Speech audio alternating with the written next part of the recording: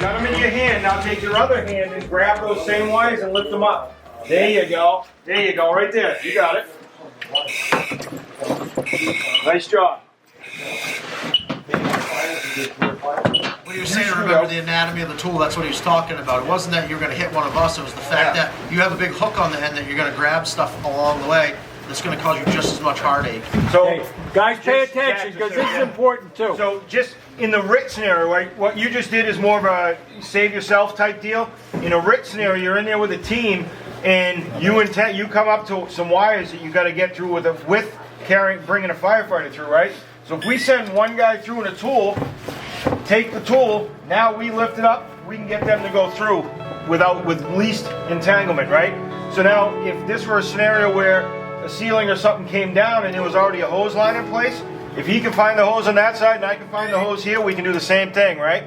So just keep that in mind. Use the stuff that we have to our advantage. You're going in the opposite direction. You're thinking about what you have to do and you're anticipating because of experience.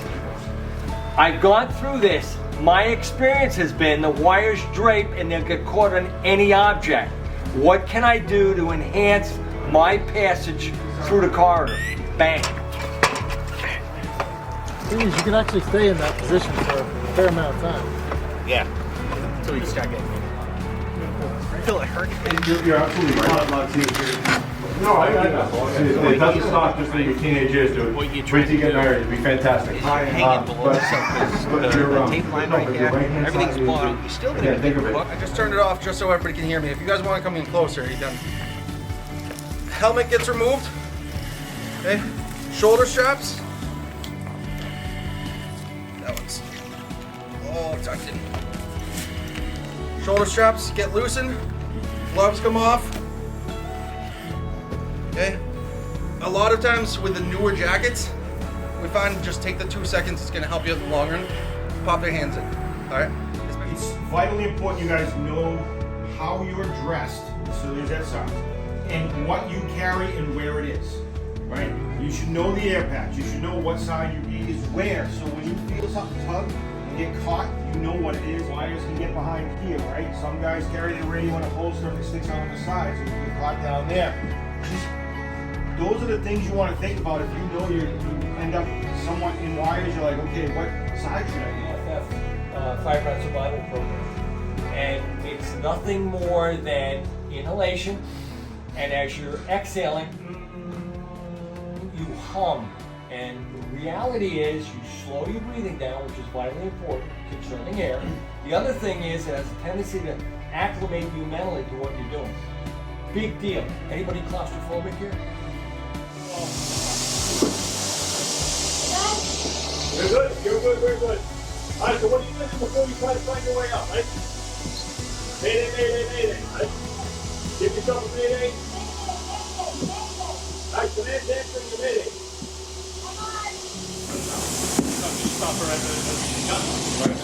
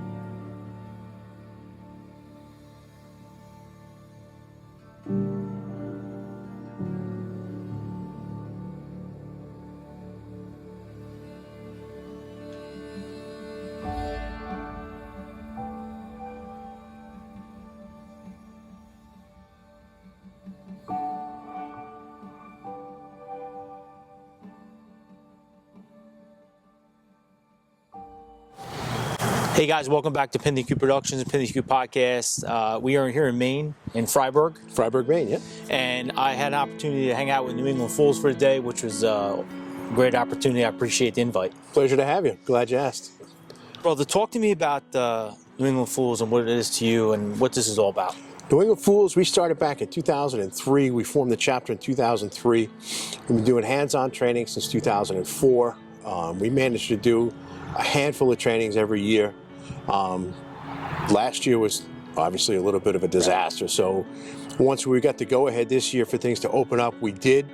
We did a training. We did a big hands-on up in Bath, Maine in May. And to show how hungry everybody was, we had 86 people in a hands-on training, which for us, on a little postage stamp of a training ground, was pretty incredible. So we've been able to do a handful since then. We still have two more. Once this weekend is over, we have next weekend, and then we're doing a thermal imaging class over in York, Maine, in December, which is a little bit later than we like to go because it gets a little cold around here. But we're somebody presents you with the opportunity to do burns in a $2.5 million home, you take that opportunity. And when he says cold, we're not kidding. I mean, it gets a little cold in Jersey, but this is off the charts for us. But it's as cold for us at this point. It's early. It was awfully cold, awfully early this morning. Yeah, 17 degrees when I woke up this morning, so that's a little cold for me. It's a lot cold. So, brother, for those that are in podcast land right now, why don't you tell everybody who you are? My name is Rusty Ricker. I'm the president, one of the founders of the New England Fools. Had the opportunity and the pleasure of being the head of this organization since 2003. And it's allowed us to get out there and just meet so many people. Yeah, the network is amazing. It's incredible. Yeah. I always joke we've got a great Rolodex. Yeah. And for the younger guys, you got to explain what a Rolodex is, but At 46, I know what a Rolodex is, but some of the young guys listening might not know. Yeah. Brother, talk to me about what this means to you personally. To me personally, this is a way to give back. I learned from some of the best. When I started in fire service, I started as a volunteer, as a call man in my hometown, and I was learning from World War II vets. I was one of them Korean War vets. You come into the firehouse on a Sunday, and you didn't even get a cup of coffee until the trucks were checked, the floors were swept, the trash was taken out. Then you got a coffee, and then you did your training. And this, to me, I was able to take that and parlay it into a career. I did 13 years as a call man before I went career. I've been career for almost 19 years now. And I was able to do what I loved. And this allows me through the Fools. So the way I found the Fools was back in the dial-up internet days. And I told this story last night and everybody went, the what? So back in the dial-up internet days of, the AOL CDs that you have to put in. Oh, yeah. I remember those. Cruising the internet and found this looking for fire stuff, man. Found cool fire stuff. Found this outfit out of Florida that was the Fools International. And you could send a self-addressed stamped envelope to this address in Florida, and they'd send you a card that you were an official member. Right. And that official membership card proclaimed that your favorite beverage was Frosty Brewed. Nice. And so I still have that card. That was from, I think, 99. And from there, found out that this is actually a legitimate organization. As it grew a little bit towards training, and guys that had gone to FDIC and Indy were coming back. And there were guys that were actually members of the Fools throughout New England. Reached out to a few, brought some guys together, and in late 2002, we were able to get together to form a chapter, and we officially became a chapter in 2003. We had meetings throughout Mass, New Hampshire, and Maine, drew a few more people in, and we were able to, a brother from Florida, his mother-in-law owned an airport in Maine. Oh, wow. In Elliott, Maine, a little airport, just a little flying grass strip, had a fire in a building there. So I actually picked his wife up at the airport, brought her up to her mom's house after the fire, make sure everything was okay, blah, blah, blah. He reached out, he goes, hey, do you want to do a hands-on training at the airport, at the building? That's awesome. What opportunity. Sure, I don't really know how to do that. So we did it. We did a single day hands-on. We had a blast. We had a great social event at night. And we went, man, I think we're on to something. Oh, absolutely, we had, I don't know, maybe 15 people there. And that was April of 2004. And we always did it. We did it as spring training. Right. We wanted to do it before FDIC. We wanted to be the first ones out the gate. Right. And we've managed to do that throughout our time. We've always had that late March, early April time frame. There's been some times that we've battled the snow. Oh, I can imagine that. I believe that. As great as FDIC is, for me personally, having an opportunity to see these type of training events, the brethren part of this, how everybody's together, you can't beat this type of training. And what you're providing for firefighters that maybe can't get to FDIC, to me, is paramount. I mean, you're giving these guys real world training at this acquired structure, for example. Local trainings are where it's at. Absolutely. It's great that everybody goes to FDIC. Right. I was able to go to FDIC once. I went on a scholarship. True North.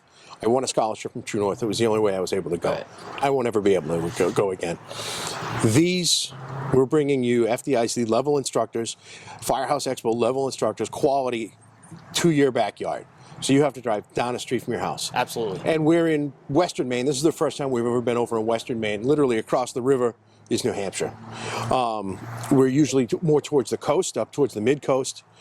So we're in a new area here, but these are guys that have found out about the fools between last night and today, and will really know about us by the end of the day tomorrow, and be able to go back and say, hey, these guys are legit. This is some of the best, hopefully they're saying this anyway, that this is some of the best training they've had ever, hands down. I can tell just by the looks on their faces. Yeah, there's a lot of smiles. That's how like within the first couple of minutes at a training event if it's legit or not, and you can tell by your students' faces they know they're into this. Yeah. And they're taking it seriously. They're right on to their next event. They're into it. Listen, man, they're into it. This is the first day of hunting season this year.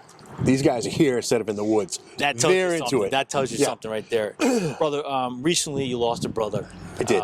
We did. And I'm so sorry to hear that. No, I appreciate that. From all of us at PintheQ, our condolences to you and the brothers. Talk to me about him. He's one of the nicest guys.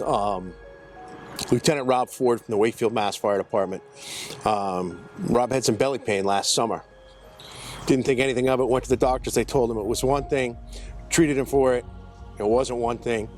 He lost a bunch of weight. He went back to the doctors. He says, "Listen, man, something's not right. This isn't what it's supposed. This isn't right. So what's going on?" So he was then diagnosed with stage 4 colon, liver, lung cancer, and handed that sentence last summer. Fought the good fight for the better part of a year, and lost his fight last 2 weekends ago. So we laid him to rest last week. Just one of the nicest guys ever. Just didn't deserve it. 48 years old, occupational cancer. And it's not just these guys that are dirty, salty. We don't go to a lot of fires. We go to a handful of fires a year, maybe. We have a second set of gear. We have hoods. We have extractors. We're clean. We're fit. And it happened anyway. Right. So even take if you're care of taking all yourself. the precautions. We're taking all the precautions we could.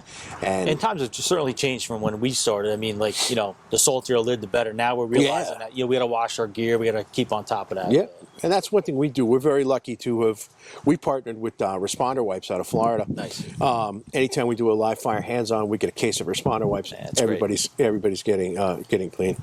So we try to set the example. Absolutely. It's great that we can get out there and train these guys, but you're also training them to that kind of thing as well. Yeah, and that's something we were never really taught, No. So moving forward, I mean, especially if you got aggressive firefighters like you guys have, doing this training, and then also saying, hey, by the way, decon. This is at the end of it. This is the next step that you need to take. Yeah. Yep. Listen, brother, what is it like for you to have the guys you have in your network teaching with you? Talk to me about that. This is fantastic. This is some of my best friends in the entire world. Yeah. Some of my best friends, some of my closest friends, some guys I never imagined. As a small town kid from Massachusetts, I never meet, have an association with beyond reading their articles in the trade magazines. Right. And the funny thing is, I started out reading some of these guys' articles in the trade magazines, and some of my closest friends now. That's amazing. Some of my dearest, closest friends, and the fools made that happen for us. And it's just it's almost impossible to say how it actually is, because you get to hang out with some of the best in the business. Some of the best in the business, yeah. My youngest son came to a hands-on training with us down in Pennsylvania a few years ago. His first experience of going into a live fire was Mike Champo said, "Hey, come here. I need some help. carrying some pallets. So Right. Justin Sonnenfeld Yeah. and my son Keegan helped carry pallets into the burn building. Right, right. That was their first. And, So you how know, many kids can say that Champ Not many. took them in their first fire? Not many at all. No. And that's an amazing experience to have. You Incredible. know? Yeah. And you provided that. Yeah. You know, and that's and the amazing. Fools made it Right. so that I could. So So anybody who doesn't know who you guys are, let's just say they're under a rock or something, and they just came out from underneath it. Talk to me and let them know, how do they contact you? How do they do this? How do they get involved? we're all over the place. We're social media. We're like dog shit, man. We're everywhere. Facebook, Instagram, Twitter, our webpage. So any of the socials, we're at New England Fools, one great big word. And our website is nefools.org. Awesome. If you don't know what the Fools is, it's the Fraternal Order of Leatherheads Society. You don't have to wear a leather helmet to be a member. It It's helps. a common misconception. It helps. But as I say, we are ecumenical, we are non-denominational, we are non-judgmental when it comes to what you have to wear. We have one of our founding 6 members who, God love him, wears a motorcycle helmet. Because he's just that guy. Yeah. And that's his personality. That's awesome. He wears a space helmet, but we love him anyway. It's the same guy with the chaps.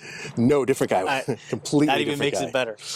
All right, so this was an opportunity for you guys to check out New England Fools. For me, this was an absolute honor to come check you guys Pleasure out. to have you, man. I've been following you guys for a while. To be able to put a face to a name is so much better, and I applaud you for what you guys are doing here. I'm looking forward to even seeing more.